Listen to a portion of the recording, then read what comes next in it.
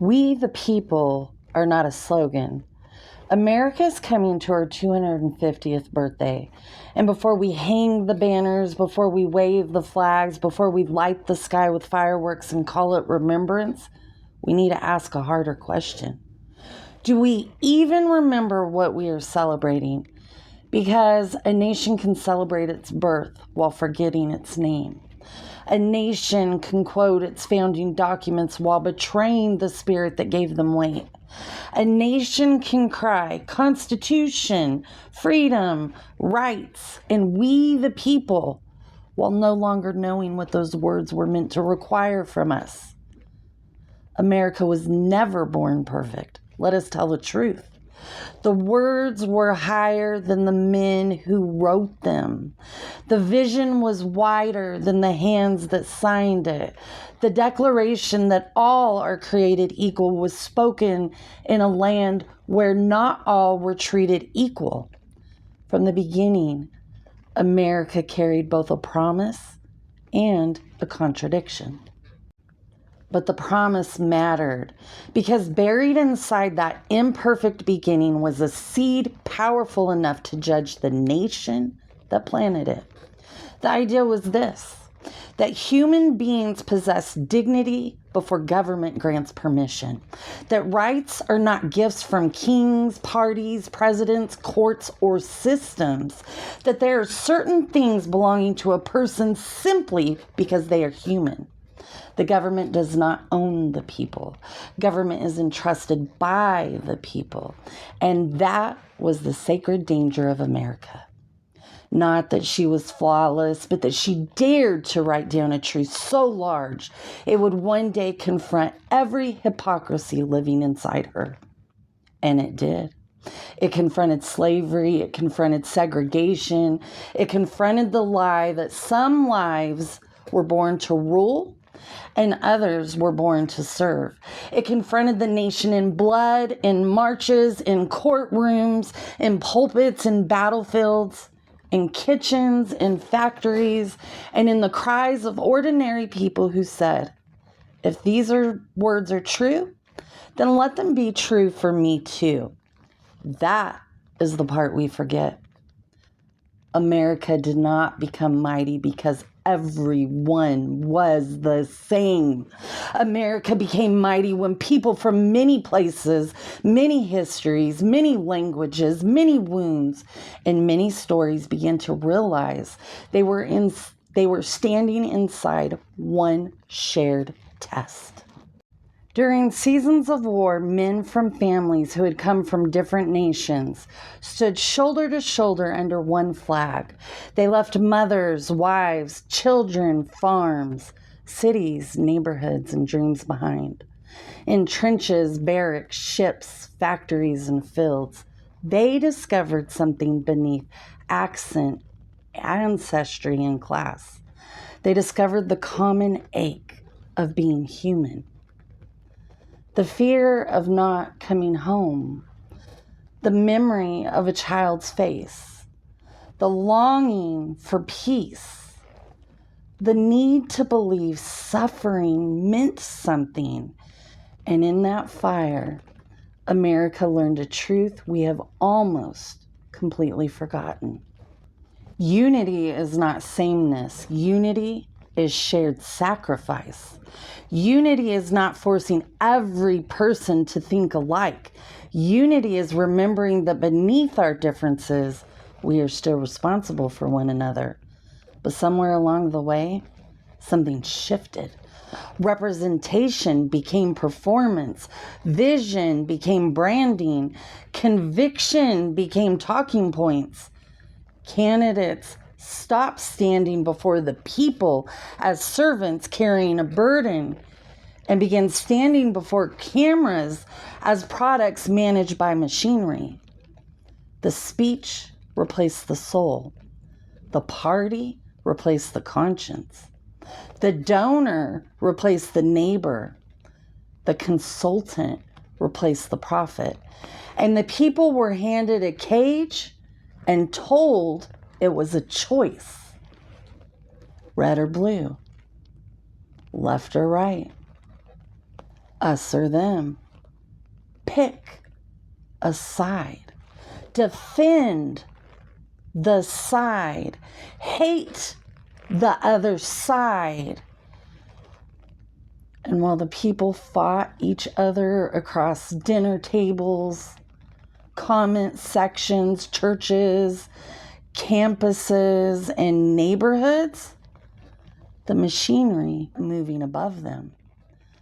Money kept speaking. Power kept buying language. Pain kept being harvested. Fear kept being packaged. Outrage became currency. Division became strategy. And slowly, the people forgot that they were the people. Not voting blocks, not demographics, not algorithms, not markets, not enemies. People. We, the people. Those words were never meant to be decorative. They were never meant to be printed on posters while citizens are trained to despise each other. They were never meant to be used as a chant by people who only mean we, the people who agree with me. We, the people, means the veteran and the immigrant, the farmer and the factory worker, the single mother and the small business owner, the Black family whose ancestors survived chains, the Native family whose land remembers what the textbooks softened, the poor family trying to keep the lights on, the wealthy family that still has a responsibility before God, the conservative who fears the country is losing its foundations, the liberal who fears the country is losing its compassion, the independent who is tired of being forced into a war they did not create, the believer, the skeptic, the wounded, the forgotten, the loud, the quiet, the ones who built, the ones who buried, the ones who served, the ones who were failed, the ones still hoping there's something here worth saving. That is we the people, not a slogan, a summons. America was beautiful. America was brutal. America was visionary. America was hypocritical. America was courageous. America was cruel. America was a refuge for many. America was a wound for many. And if we cannot tell the whole truth, we are not mature enough to carry the next chapter. The 250th birthday of America should not be a party first. It should be an altar, a place where we lay down the idols of party, money, rage, performance, and pride. A place where we confess that we have become too easy to manipulate.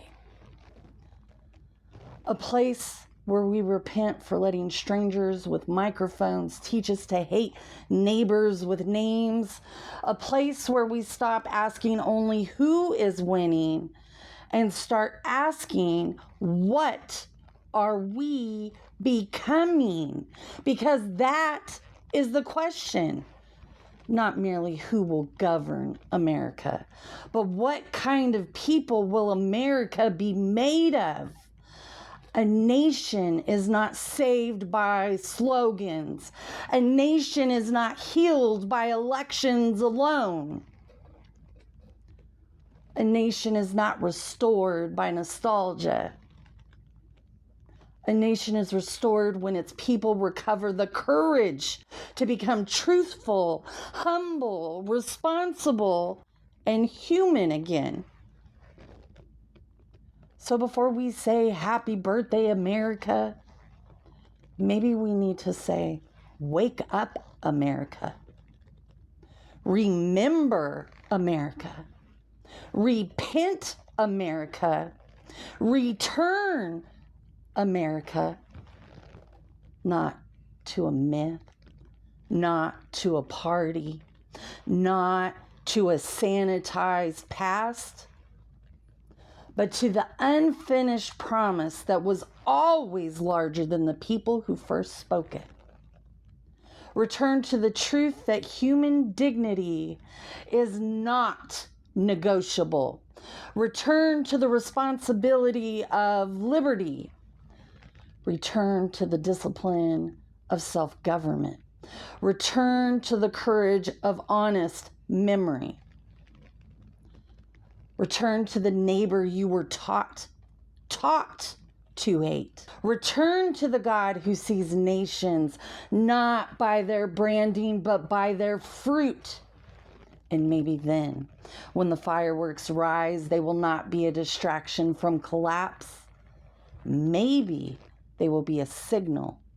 Not that America is perfect.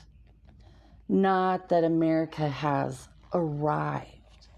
But that America has remembered the difference between celebration and consecration. Because we, the people, is not dead, but it is buried beneath noise. And if we want it back, we cannot merely quote it. We must become it. Wake up, America.